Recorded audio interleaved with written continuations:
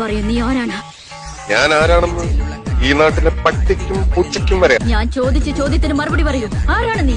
ഞാൻ നിന്റെ തന്ത, ഇവരൊക്കെ നിന്റെ മറ്റു തന്തമാർ.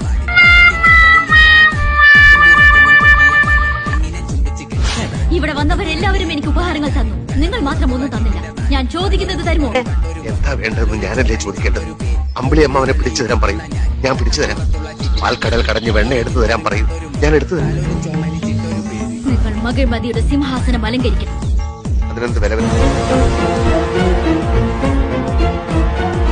അതാണ് എന്റെ ആഗ്രഹം. അത് ഞാൻ അന്വേഷിച്ചിട്ട് പറയാം.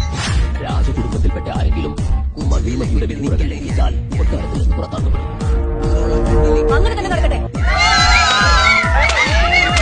എന്തിനാണോ പോയി വിളിക്കുന്നത്? നിങ്ങളുടെ വല്ലവരും ചത്തോ അല്ലെങ്കിൽ ആരെങ്കിലും ഇവിടെ തുണിയിലായോ? മേലിൽ ഇത് ആവർത്തിച്ചാൽ ഞാനിത് ഇടിച്ചു പൊളിച്ച് തീരും. അപ്പൊ പിന്നെ